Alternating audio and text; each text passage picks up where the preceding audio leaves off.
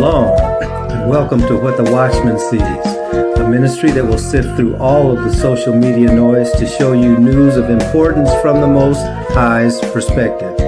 As watchmen, we are here both to warn of dangers and give biblical answers for dwelling in the secret place of the Most High during these times of confusion. Tell your family and friends to like, share, and subscribe as we delve into what Yahweh has for us, the apple of His eye. Let's get to work.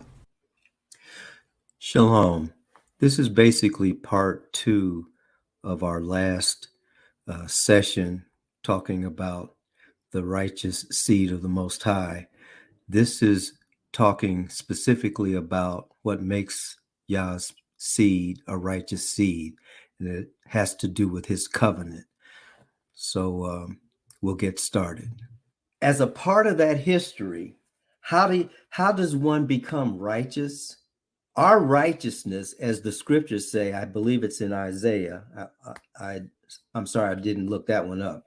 But the scriptures say our righteousness, in other words, the righteousness of human beings, is as filthy rags in comparison to the righteousness, to what righteousness actually is. Okay. So the only way that we as human beings can be made right, because that's what righteousness is. It's the same, it's a similar word for justification. Okay. The way that we become justified is not by anything that we do. It's by something that has been done on our behalf. So the way to become a seed of the Most High is we have to be in covenant with the Most High.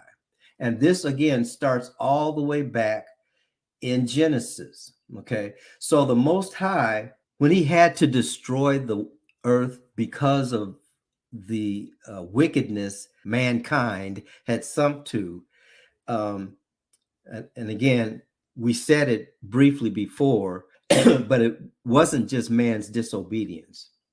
It was a fact of the disobedience coming from the angelic realm and the human realm. And that combination is a toxic combination, and you cannot redeem it. This is another sub-theme that goes throughout Scripture. The reason why the earth had to be destroyed is because the first time is because it was unredeemable. All right. The mankind had gotten to the point where they were doing then what mankind is doing right now as we speak. It's called transhumanism. I'm not talking about transgender either. I'm talking about transhumans. Okay. Right now, as we speak, people are in labs trying to mix human beings with machines. Right now, as we speak, human beings are trying to enter and allow to enter into our realm those beings from the angelic realm. And I'm not talking about angels who belong to the Most High. See, there's the Most High is the King of heaven and earth. All right. And not only that, he has a place that he has prescribed and created for those spirits who are disobedient spirits. Mankind at this point in time is trying to connect with those disobedient spirits. Those are the same spirits, by the way, that caused the flood to come on the earth. That's why the entire earth had to be wiped out. See, when the scriptures say Noah found favor in the eyes of the Most High, the reason why he had favor is because his blood wasn't mixed with the blood of those unclean angels. So this may be a little bit too much to share in a forum such as this, but this is what happens when you let the scriptures speak for themselves, and then you begin to digest how that manifests itself in us as human beings. And what we will find What you hear me talking about, people have been talking about these things for generations. But we live in a world that has bifurcated that us from that information. So a lot of what we think is the case has never been the case. The theme of our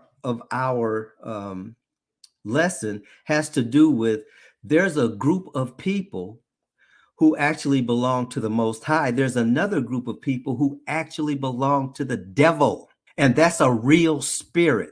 That is not something that human beings made up in their own mind.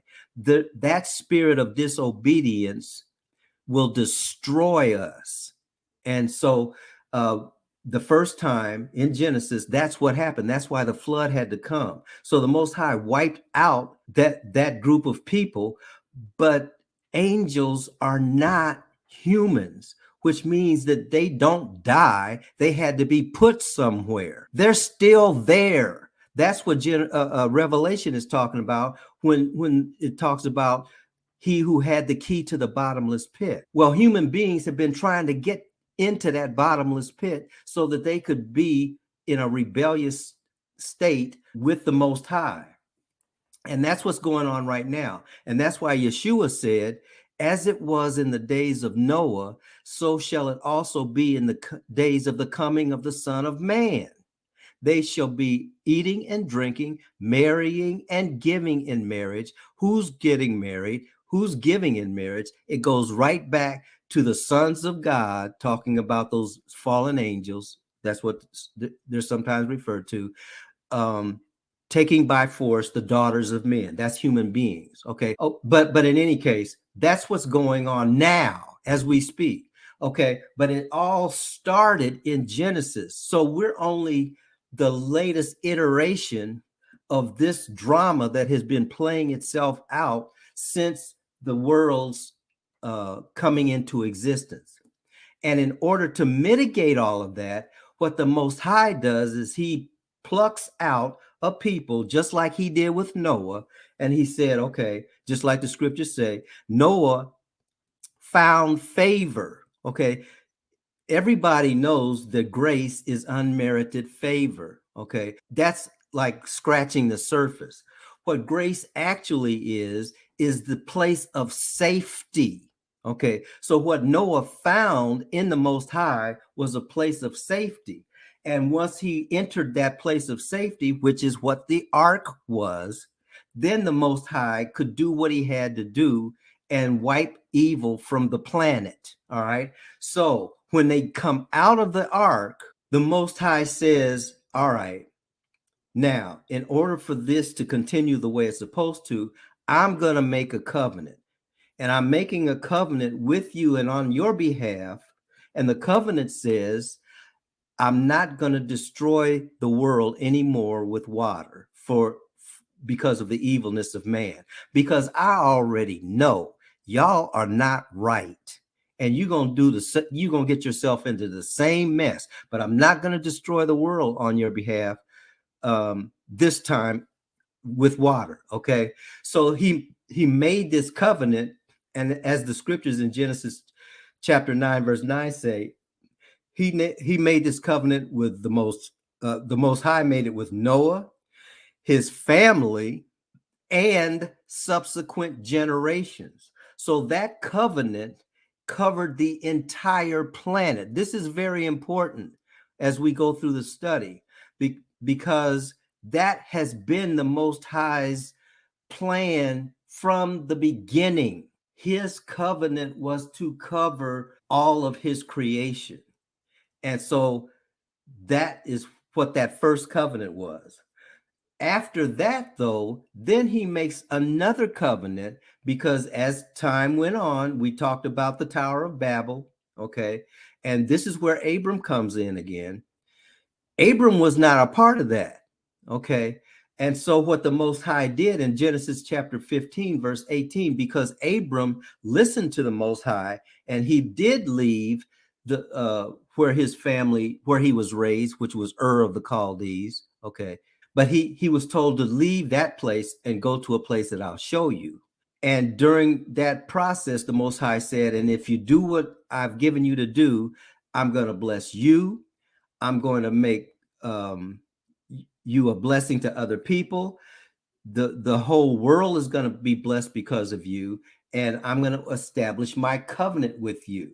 And so he did. He established a covenant with Abram, who then became Abraham. That Abrahamic covenant was the same covenant once Abraham passed from the scene that was passed down to his son Isaac. That's in Genesis chapter 17, verse 19. Isaac then, his relationship with the Most High allowed that covenant to be passed down to Jacob. Remember, there was Jacob and Esau. Jacob was under the covenant with the Most High. Esau was not. And that's why the scriptures say, Jacob I loved, Esau I hated. Okay. So that's in Exodus chapter 2, verse 24. We find where the covenant with Jacob is made. Jacob has 12 sons. All of his progeny then become under that same covenant, under the leadership of Moses, and that's where we get the covenant with Israel. The covenant started back with Abram and Abraham, who then became Abraham. All right. So it didn't start with the law. It started with the covenant with Abraham. Okay. And so what was the covenant for? It was for the Most High to have a witness of his righteousness on the earth. For what reason? So the rest of the earth could be a part of that righteousness. All right. So Israel was to be that nation that was the Most High's. And we're going to go back just a little bit now. We're going to look at Deuteronomy chapter 32. Let's look at that. This chapter begins, it's under the title, The Song of Moses. All right. This is Moses' swan song, if you will, to the children of Israel as they are getting ready to come out of the desert or the wilderness and go into the promised land. And as you remember, Moses could not enter it because he had sinned. All right. But he's still the Most High's man, if you will. So Moses then begins speaking to the people. We're not going to read the entire chapter, but he starts out by saying in verse 1, "Hear, give ear, O you heavens, and I will speak, and hear, O earth, the words of my mouth. My doctrine or my teaching shall drop as the rain. My speech shall distill as the dew, as the small rain upon the tender herb, and as the showers upon the grass." In other words, what he's saying is the words that I'm about to speak to you have life in them. Okay.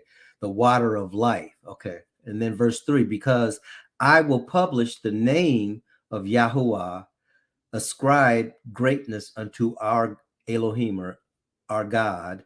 He is the rock. His work is perfect, for all his ways are judgment or righteous. A God of truth and without iniquity, just and right is he. He talks about his own people. They have corrupted themselves. Their spot is not the spot of his children. They are perverse and crooked generation. Now, they just got out of Egypt. Okay, even though they've been in the wilderness for 40 years, Moses is reflecting on the wild and out, if you will, that his people have been engaged in the wilderness. But despite that, they are still the people of the Most High. Okay. So it gets down to verse 7. And verse 7 says, "Remember the days of old. Consider the years of many generations." He's talking to his people now. Okay. "Ask your father, and he will show you.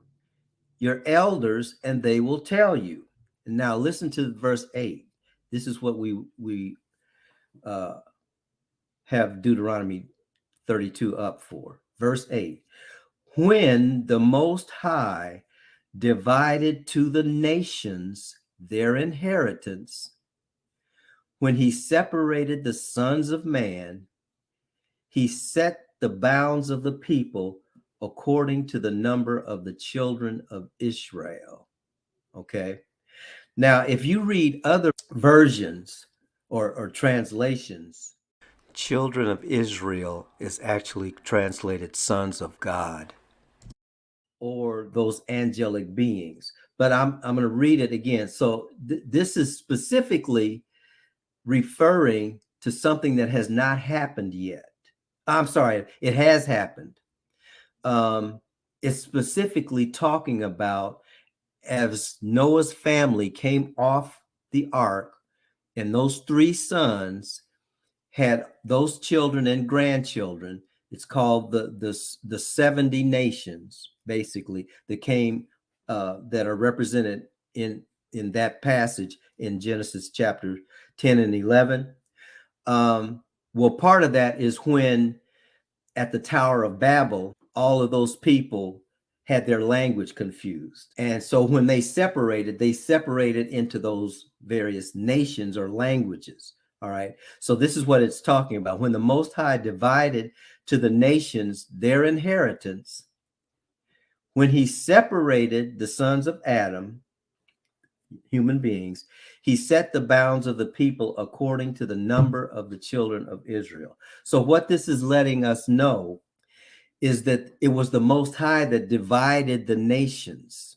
Okay. And he divided the nations because they were in sin. And being in sin and being of one mind is a very, very dangerous thing, because he would have had to do all over again what he said he wasn't going to do, okay, which was to destroy the world by water. All right. So what he did was he set the bounds or the territories of the people. And then he also talked about the territory of the children of Israel. Verse 29 says, and this is the other verse that's important, for Yahweh's portion, in other words, the land and the people group, is his people. Jacob, Yahoo, is the lot of his inheritance. So we are finding here by covenant that the Most High has a people that he has described as being his people, which is different than the other people. See, the other people also had Elohims. They also had gods. He's the God of Jacob. He's the God of Abraham and Isaac and Jacob. And it was Jacob and Jacob's tribes that the Most High set aside as his portion on the earth. All the other tribes had other Elohim assigned to them. Okay. And again, I understand that this may be the first time that you've heard this. When you connect the dots in our family church, I don't think they even do it anymore. They used to say every Sunday what we call the Decalogue. Okay. And part of the Decalogue was, I am the Most High your God. You shall have no other gods before me. The reason why that is there is because there are other gods. Because God just the Hebrew word is Elohim. Okay, those who exist. All right, because Elohim is actually a plural. So what the Decalogue is saying and acknowledging is there are other gods besides the God of Abraham, Isaac, and Jacob. And the God of Abraham, Isaac, and Jacob is telling his people, his inheritance, you don't have those other gods. You have me as your God. Now, we know based on other scripture that these other gods don't even compare to the God of Abraham, Isaac, and Jacob, because he is the creator of the universe. But when he divided the nations, he gave the nations what they wanted. They wanted their own gods. And so he gave them their own gods. And their own gods are also connected with these fallen angels, so-called fallen angels. So the reason why this is being brought up, though, is to let us know when we're looking to find our tribe, the Most High has already identified his tribe. His tribe, or his people, or his nation, is Jacob's progeny. That's his people. The other people had gods. They were the ones that were scattered, but there was always a witness on the earth, and that's who Abraham was. He passed that down to Isaac. Isaac passed it down to Jacob. Jacob had it with his 12 sons, and that's how they got into the desert in the first place. Okay, because the Most High plucked them out. And so he says in verse 10, he found him in a desert land, which is where the family of Jacob was, and in the waste, howling wilderness, he led them about. He instructed them. He kept him as the apple of his eye. Those who are a part of the nation of Yasharel or Israel are the apple of the eye of the Most High. That doesn't mean he doesn't consider or like the rest of the world, because the world is his, the earth is his, and the fullness thereof. Everything belongs to him, but he has as his people, he has as the apple of his eye, the children of Jacob, the children of Yasharel. Okay, so it's those children that Moses is talking to, his people in the wilderness. Okay, and most of the rest of this chapter is talking about what the Most High has done and what Israel won't let him continue to do because of their own sinfulness and disobedience and rebellion. But yet they're still his people. He still has a work for his people to do. So we wanted to talk about that. So now we're going to go ahead and continue, and we'll go back here. Okay. So his covenant is with Israel, was with Israel, and it's still with Israel. That covenant has not gone away. How do we know that? Jeremiah 31. Jeremiah was part of Israel. Okay. And he told Jeremiah in chapter 31, verse 31, in those days, I will make a new covenant or a renewed covenant with the house of Judah and with the house of Israel. And the covenant that he made with his covenant people was to renew the covenant that had already been written, except this time it wasn't going to be written on tablets of stone. It was going to be written on the hearts of his people and placed in his people's minds. That is the new covenant. And this is, again, so if you are a part of the Most High, you are a part of his covenant people. His covenant people, we are learning, are people that he chose. Okay. And he chose his people for a specific purpose. And that was to be a nation, his nation of priest to the rest of the world. That's the job that's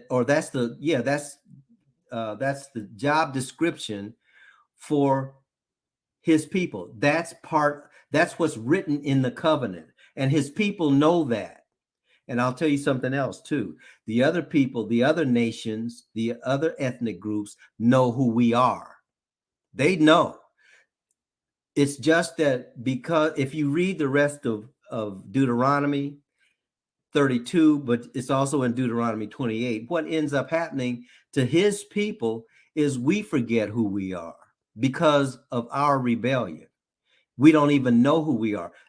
And so those who are our enemies take advantage of that and have been taking advantage of it since that happened. It started with our disobedience. Had we not been disobedient, the things that have happened to us would not have happened. And that's how you know who the real people of the Most High are. The real people of the Most High, the people of his covenant, are the people who have been on the receiving end, both positively and negatively, of the stipulations in the covenant.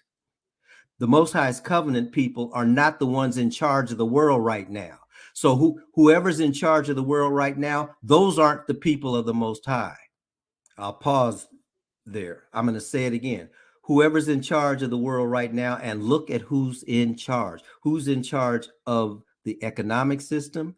Who's in charge of the military system? Who's in charge of the nations?